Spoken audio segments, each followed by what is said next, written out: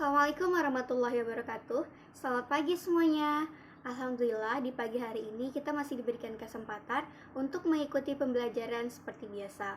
Ibu berharap semoga kalian bisa mengikuti pembelajaran dengan semangat dan bahagia. Oke, sebelum kita mulai pembelajaran, alangkah baiknya kita berdoa bersama-sama dulu ya. Berdoa dimulai.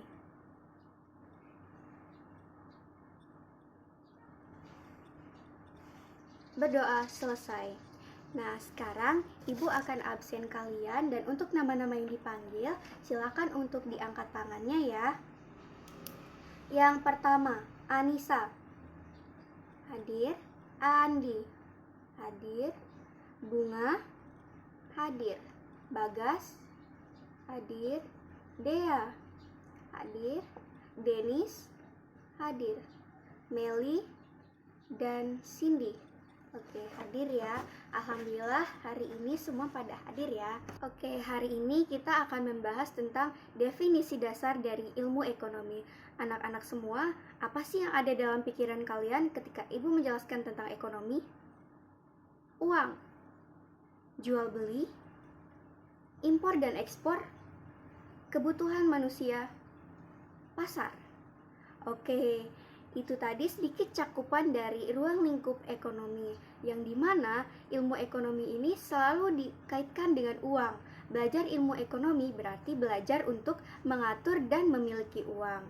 Nah, sedikit Ibu jelaskan bahwa ilmu ekonomi itu adalah ilmu mempelajari tentang bagaimana cara memenuhi sumber daya yang terbatas untuk mengatur kebutuhan rumah tangga. Nah, kenapa kita perlu belajar definisinya terlebih dahulu? Agar kita tahu apa manfaat kita untuk belajar permintaan dan penawaran selanjutnya atau ruang lingkupnya yang lebih besar.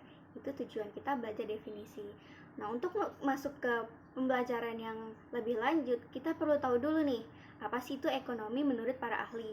Nah, Ibu sekarang akan bertanya, siapa bapak ekonomi dunia? Meli, silahkan.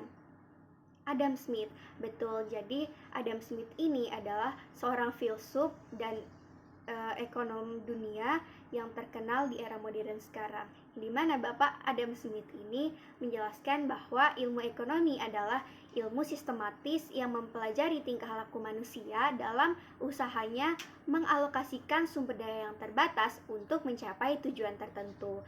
Nah, dapat digarisbawahi bahwa tujuannya itu ada dua. Yang pertama untuk produsen dan untuk konsumen. Produsen dan konsumen ini memiliki tujuan yang berbeda, yang dimana produsen ini bertujuan untuk mencari laba, sedangkan konsumen untuk mencapai kepuasan. Sedikit Ibu jelaskan, maksudnya itu adalah produsen ini bagaimana cara dia untuk mengalokasikan sumber daya terbatas untuk mencari laba atau keuntungan. Sedangkan konsumen bagaimana cara dia mengalokasikan sumber daya terbatas untuk kepuasan atau utilitas. Itu tadi penjelasan dari Bapak Adam Smith. Terus selanjutnya kita akan membahas tentang ahli kedua, Mankiw. Jadi Mankiw ini menjelaskan tentang ilmu ekonomi itu adalah ilmu yang mempelajari tentang bagaimana cara masyarakat mengelola sumber daya yang langka untuk memenuhi kebutuhan. Jadi Bapak Adam Smith dan Bapak Mankiw ini memiliki kesamaan dari pengertian ekonomi itu. Dia menitikberatkan dengan bagaimana cara mengelola sumber daya yang terbatas atau langka. Nah, itu tadi penjelasan dari para ahli. Anak-anak di sini apakah sudah paham? Oke, sekarang Ibu akan membuka sesi pertanyaan. Silakan untuk diangkat tangannya jika ingin bertanya. Iya, Bagas. Apa pertanyaannya? Kenapa sumber daya bisa langka atau terbatas? Oke, jadi ada beberapa faktor dari kenapa sumber daya itu bisa langka atau terbatas. Yang pertama itu ada faktor geografis. Kan setiap wilayah itu memiliki letak geografis yang berbeda, di mana wilayah satu bisa subur dan wilayah satunya tidak bisa subur. Terus yang kedua itu ada perkembangan teknologi. Itu yang menyebabkan keterbatasan dari sumber dayanya. Terus yang ketiga, ada keterampilan. Keterampilan ini lebih condong kepada sumber daya manusianya. Terus yang keempat, ada anggaran atau keterbatasan keuangan. Nah, sumber daya keuangan juga terbatas dan individu atau organisasi harus membuat pilihan tentang bagaimana mengalokasikan sumber daya keuangan mereka. Nah, itu tadi beberapa faktor yang mempengaruhi sumber daya yang terbatas.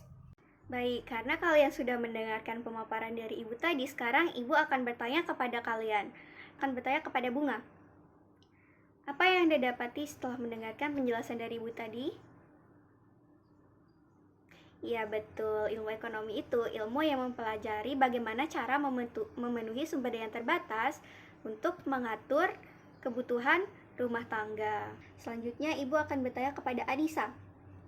Apa faktor dari sumber daya yang terbatas? Betul, ada keterbatasan geografis, terus ada keterbatasan teknologi, ada keterampilan, dan ada anggaran.